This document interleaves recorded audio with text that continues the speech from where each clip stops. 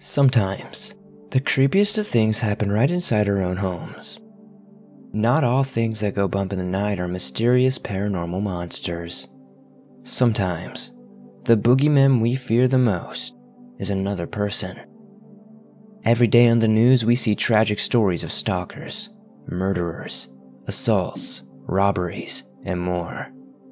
Today I am sharing some of those stories subscribers have sent in. Sit back, relax, and enjoy these creepy stories on a rainy day. Don't forget to like the video and subscribe, and to send in your story at swampdweller.net. Now, let's get into these tales of terror.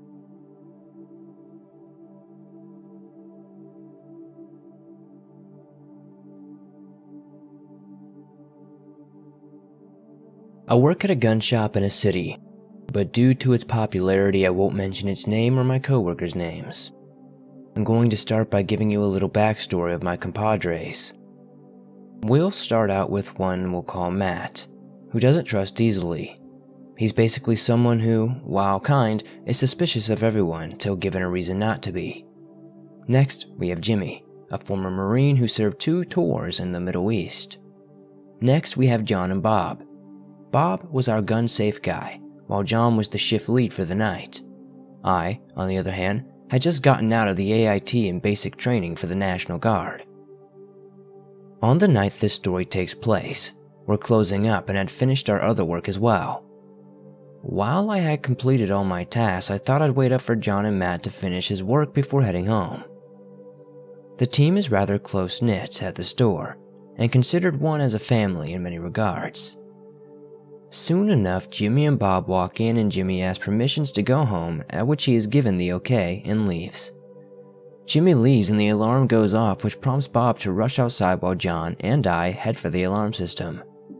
The alarm blaring is coming from our classroom, which is across a lot in a different building altogether.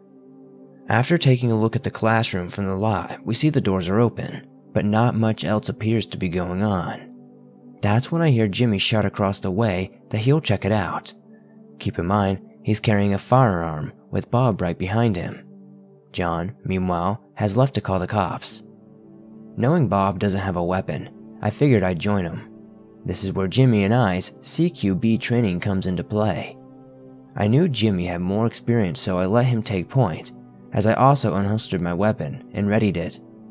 Bob hands Jimmy a flashlight, at which point Jimmy shouts to the intruder that we're in a gun store and we will shoot.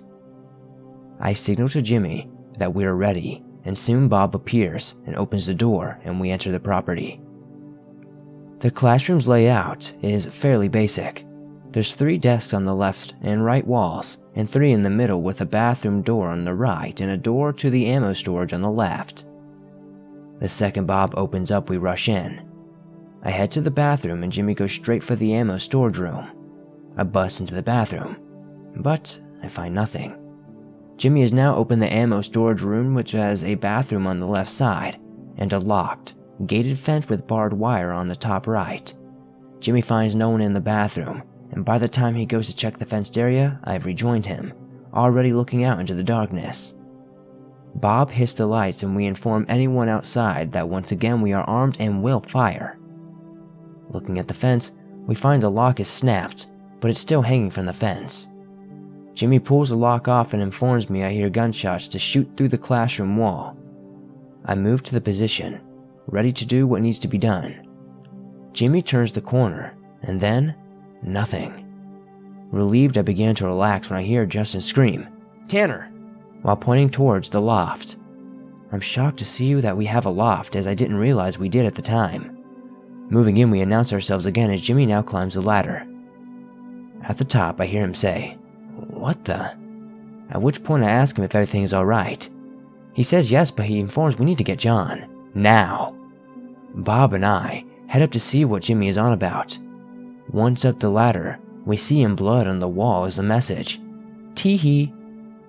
We sit there in silence until the police arrive. I head back to the store, realizing we left Matt alone. When I get there, I'm greeted by an AR-15 pointed at my head. As it turns out, it was just Matt, and when he realized it was me, he lowered his weapon and asked where I was. I fill him in on the whole situation with the alarm.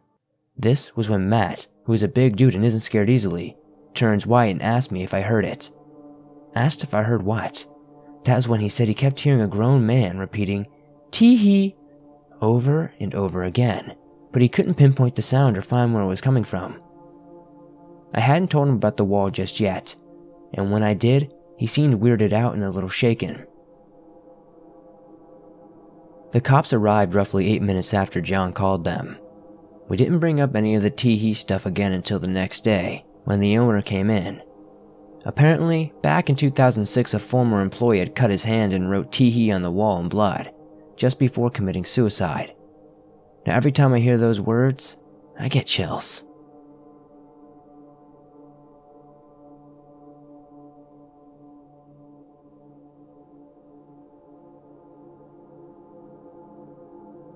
My story begins in 2010. I was a little shit who had only one brother. My parents were going through a divorce at the time, and my mother was having an affair. I woke up one night and turned on the television set as I couldn't sleep. I was bored and hungry, so I ate some cereal when my dad came downstairs and into the room with his hands over his face. Looking back on it now, his voice was quite shaky. My dad asked me to take our Pomeranian out for a walk. Excited, I rushed out the house and took our dog for a walk. My father never allowed me to do this in the past, and being a kid, it was a big event for me. My parents were the type to work a lot and provide for us. As such, I spent a lot of time at the babysitter's. My brother was at the babysitter's on this night, and I was alone with my mom and dad. My mom was inside the house, and I decided to head to the neighbors and chill under their tree. This was something my parents didn't like me doing, but when I did, they came over and spent time with me. Thinking this was a sure plan and wanting my parents' attention, I waited under the tree. They never came. I sat there for maybe 20 more minutes when I heard the sound of someone knocking on a door. It turns out it wasn't a door. By the time I realized it wasn't a door, I didn't think anything of it, as I was 6. Growing bored, I tried the door. It was locked. Maybe a side door, I thought. They were all locked too. I began feeling shaky at this point. What if my parents had forgotten about me? I started panicking and banging on our door. I didn't get an answer, so I went to the neighbors once again for help. I explained to them my situation and they got very scared before calling the police. The neighbors sent me to their guest bedroom and wouldn't let me leave. The room I was in had nothing in it. Eventually, a police officer came in and asked me for a statement. I told them about the knocking I heard and explained how I tried to get inside. The officer shook his head, and soon after, a policewoman came and took me to McDonald's. I remember she was very beautiful. Soon after this, I was taken to my babysitter's house. About a year later, my grandma tried adopting us, but she died of a heart attack after losing the court case for custody. Another year went by and my foster parents at the time became very abusive. They gave their biological daughter everything she wanted, and they were just cruel to me. I no longer live with them, thankfully. As far as the day in question of this story goes, it turns out after my dad sent me to walk the dog, he locked the place, went upstairs, shot my mom, and then committed suicide.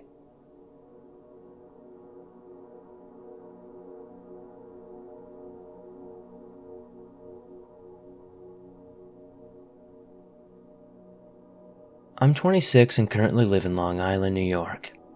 I've skateboarded my entire life and have no intentions of ever quitting, as it's the one thing that makes me happiest in life.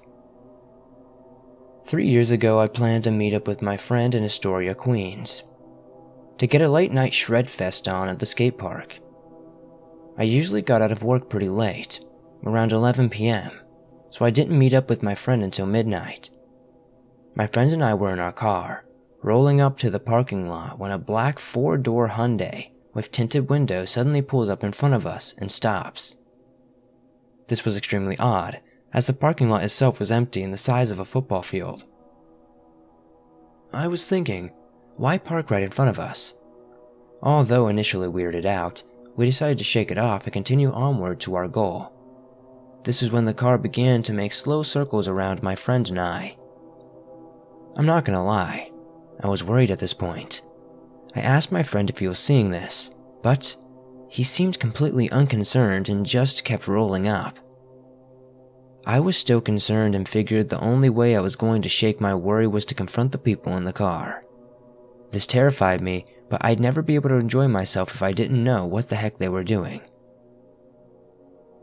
I got on my board and rolled towards the car.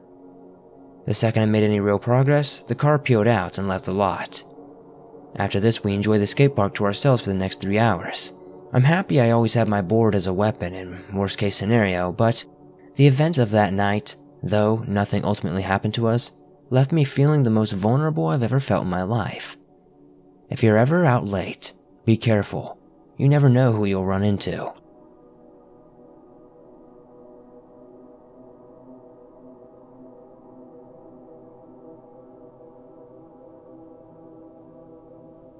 I'm a female living in the UK, and this is my experience with the creeper on the way home. I was about 14 when this all happened, and on this particular day I'd spent all day with my friends in a local park. To give you an idea of the layout and distance, the park sits about a half hour away from home. The day now over, my friends and I began our trek home. Most of my friends live much closer to the park, and so they departed early. It was still daylight out, so I was okay and comfortable heading home on my own, and assured them I'd be okay. Looking back, I wish I had had someone come home with me. Once I said my goodbyes to my friends, I began the quite familiar walk toward home. You see, I've walked this home probably a billion times, and never once felt unsafe or any sort of threat. Today was different. Looking up, I see a guy across the street, hood up, just standing there. It was weird as it wasn't rainy, windy, or even cold.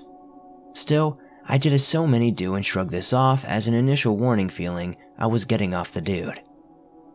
The dude began walking slowly, but determinedly, so I went diagonally across the street to put distance between us just to be safe. I was just about to take a shortcut, one that would have gotten me home in 10 minutes, when I got this really sudden paranoia. It was a gut feeling to turn around. I listened to this gut feeling, and while what I saw terrified me, I'm glad I did. Turning, I saw that this dude was across the street suddenly within arm's reach of me. The guy froze the moment I spun around, and suddenly, we stared at one another down for just a moment. I remember although the guy was startled by my sudden turn, he had the most unsettling look on his face. I've never seen anybody make that look before. Terrified and unsure of what to do, I decided to change paths to the main road, but the moment I started to turn, he grabbed me by the arm and smirked before pulling me into the shortcut. I'm not sure if it was adrenaline, shock, or something else entirely, but I immediately began fighting back with all my might. I was soon able to break free and run to a pub about a minute away from the shortcut for help. Once inside, the owner and patrons could see how scared and shaken up I was, and they called the police for me. After taking a statement, the police went door to door to find my attacker. They never found him. I was very fortunate to have escaped that day, and what I believe was probably a life-threatening situation. I shake every time that I think of this experience, and what would have happened if I had not broken free from my attacker. I'm quite sure if I hadn't escaped, I wouldn't be here to tell my story today.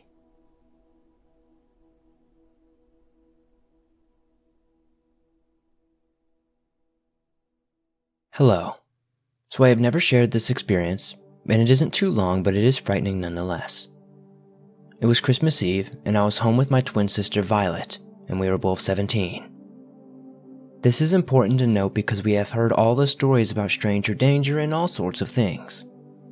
Anyway, our parents were out doing last-minute Christmas shopping, and we were home really not doing much of anything. It was late at night, so not much was going on.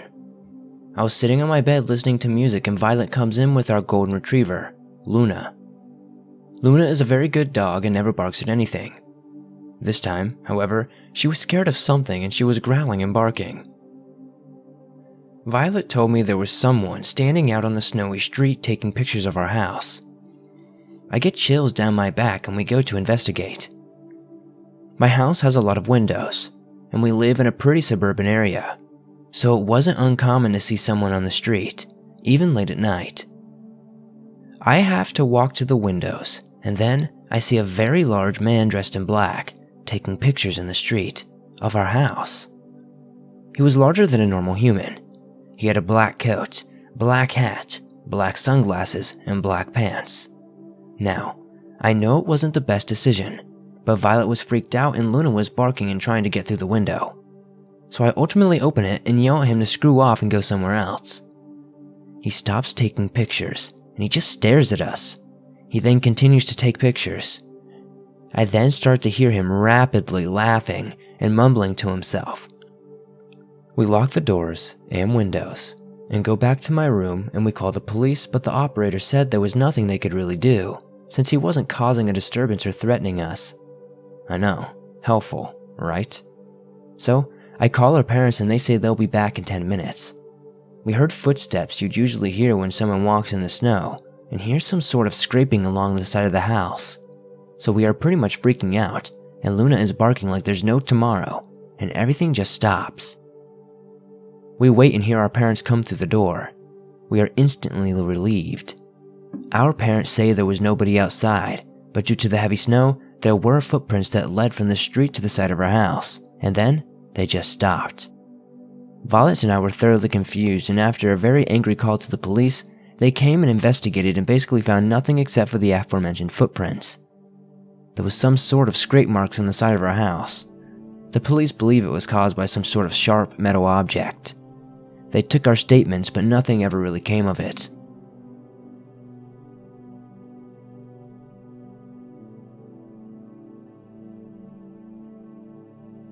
So this happened a few years ago when I first started working at a publishing company that published global automotive magazines. I learned shortly thereafter that many of our subscribers were incarcerated men. One day, we received a letter from a prisoner who didn't get his monthly issue. This was commonplace since some inmates can only communicate by mail. He should have received his magazine by the time we got this letter. So I stuck the copy in a priority envelope and included another freebie magazine for the inconvenience. I also included a sticky note, which I wrote something like, "Sorry about the inconvenience, we've included an extra issue for the trouble. Thank you, my name," with company name. I shipped the envelope and didn't think of it again, until a few weeks later when my boss gave me a letter addressed to me specifically, but at my work address. I instantly recognized the inmate's name and his distinct cursive writing. I can't remember specifics now, I'll explain why in a minute, but the letter was basically him thanking me profusely for sending that issue. I felt bad because I figured his life wasn't great, being incarcerated, and he said how lonely he was in prison and how it meant so much that I wrote to him. Then he started asking if I could just write to him at this point, but I was feeling quite sorry for the guy and also pretty unnerved. So I decided to do an inmate search to see what crime he committed. I normally wouldn't do this for privacy reasons, but he wrote me a personal letter, so I went for it. That's when I discovered that in the early 1990s he was babysitting his living girlfriend's toddler son. Apparently, he was coming down from a heroin and alcohol bender and struck the child several times, forcefully enough to cause internal injuries, which resulted to his death. Coincidentally, my son was around the same age as the child at the time.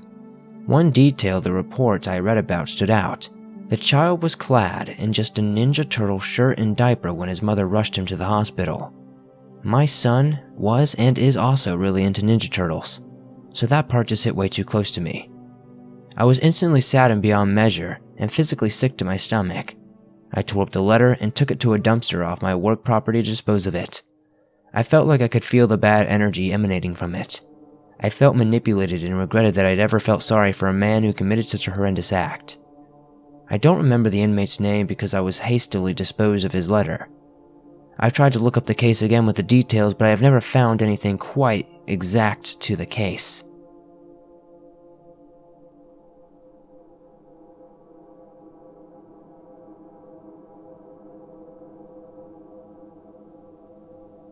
My buddy has this weird property, where weird things happen all the time.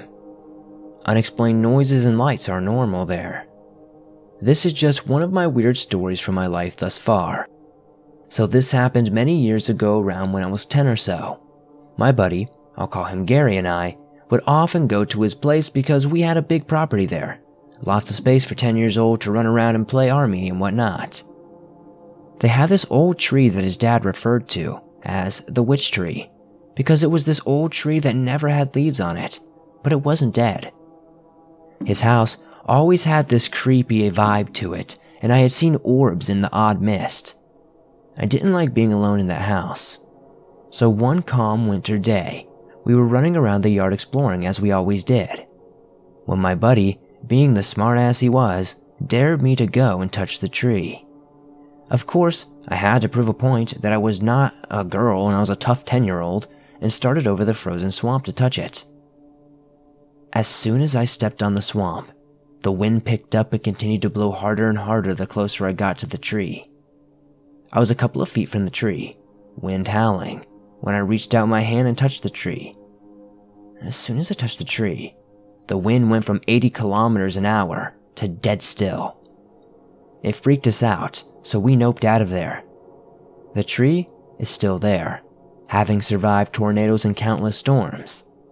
I want to check it out again when I go there next, but I'm kind of scared of what will happen.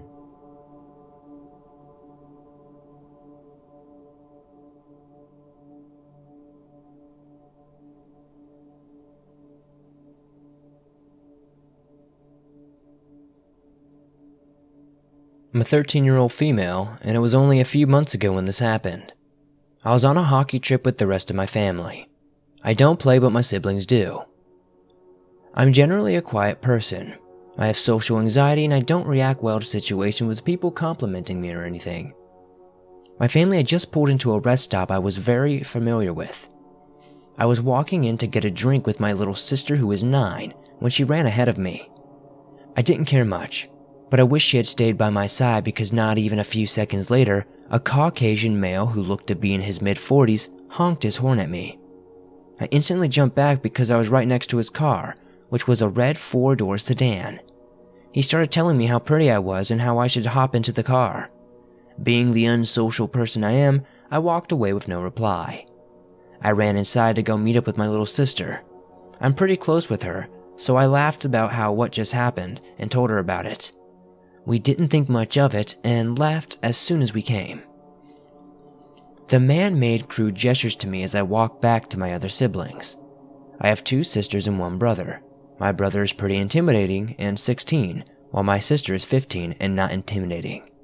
They both play hockey and are stronger than me.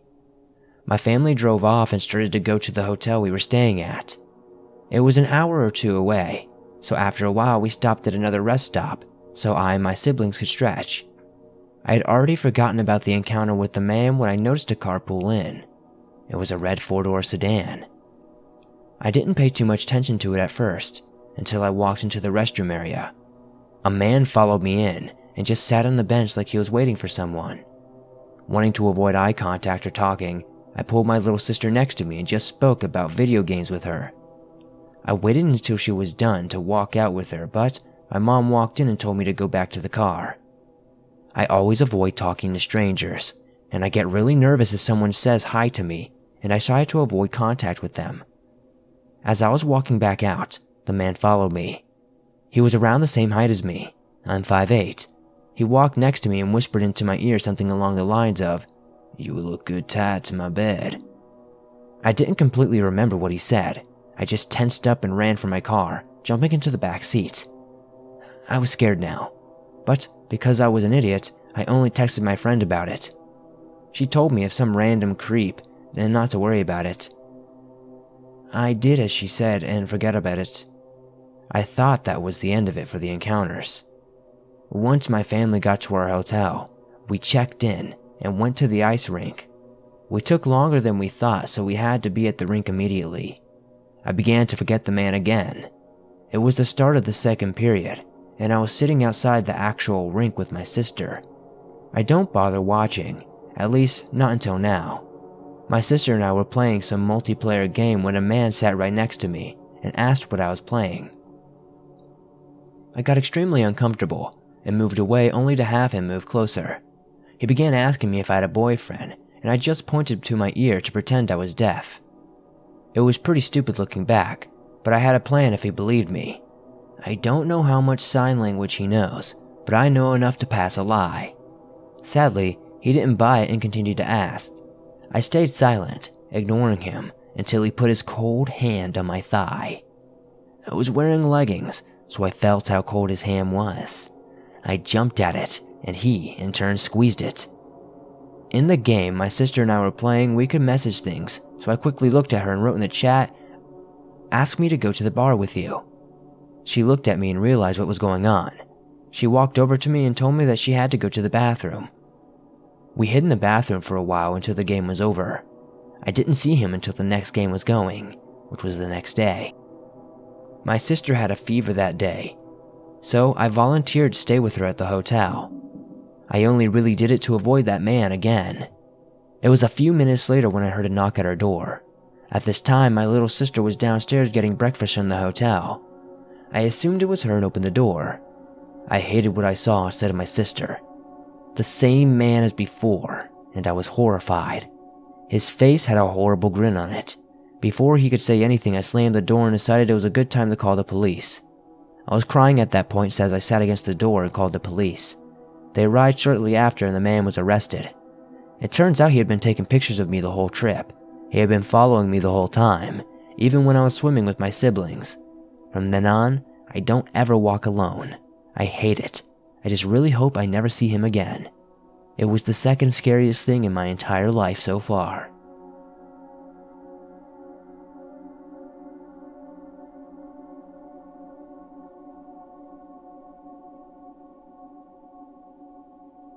I was 24 at the time and my name is Mitchell. I live in Kenora, Ontario, Canada. It was August, I think the 20th of 2015. I had just finished breaking up with one of my best friends. He was on the heroin and the mess, and I couldn't stand to be around him, so I told him to screw off. As I left his house, I was angry because I thought how many times he was carrying drugs on him when we were hanging out. As I was driving home, I see that there's a train in front of me and it's blocking the road, so I'll wait for 5 minutes waiting for the train to go by, but it never does. So I turn my truck around and start driving around the train. There's an hour wait to get home and it's a bit of a long ride, maybe like an hour longer anyway, as I was driving home.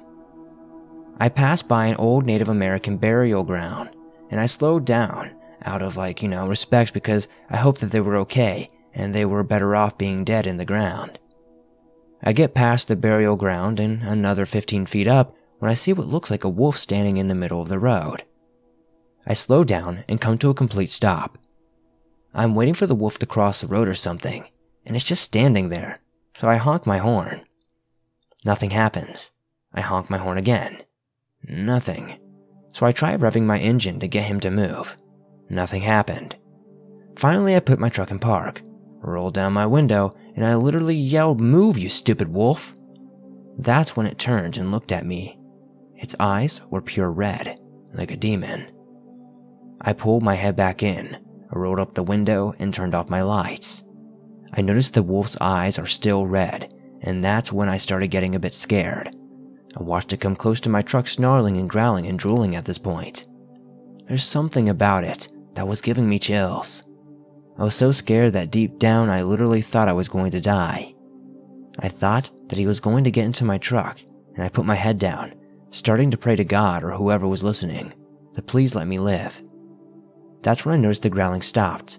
I looked up and the wolf wasn't there. I looked to my left and I looked to my right and back and front, but nothing. Then I looked to my back and the wolf was standing there in the bed of my truck. Immediately that dread returned to me, but nothing happened. A sense of safety came over me when I looked at it. Its eyes turned back to the normal color of brown. I then watched it jump out of the back of my truck, and it went along the road. I got my truck started again and hauled ass out of there. I watched it fade into nothing. When I went to sleep that night, nothing bad happened, and to this day, I think about that spirit wolf all the time.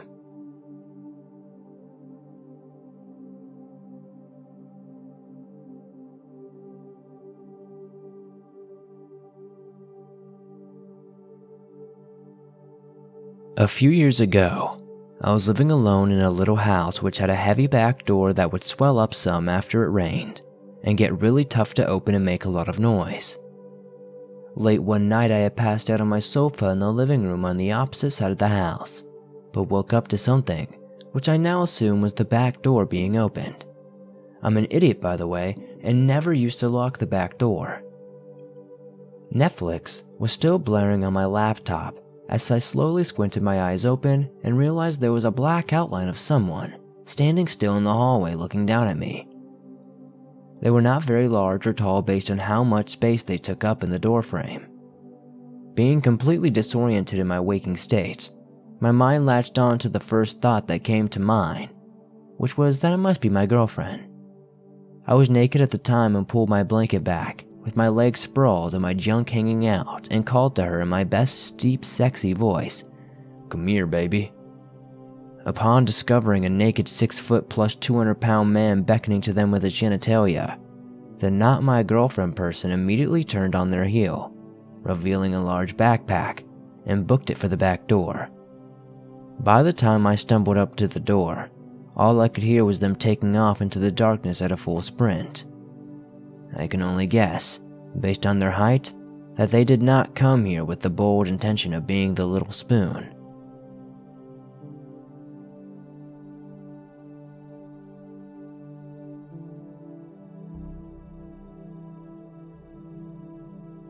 Thanks for watching this video. If you enjoyed these stories that could happen in any neighborhood at any time, be sure to hit that like button as it helps me out a ton. If you're new to the channel, why not hit that subscribe button and turn on notifications to never miss a new video. I upload them almost every single day, and all things natural and supernatural.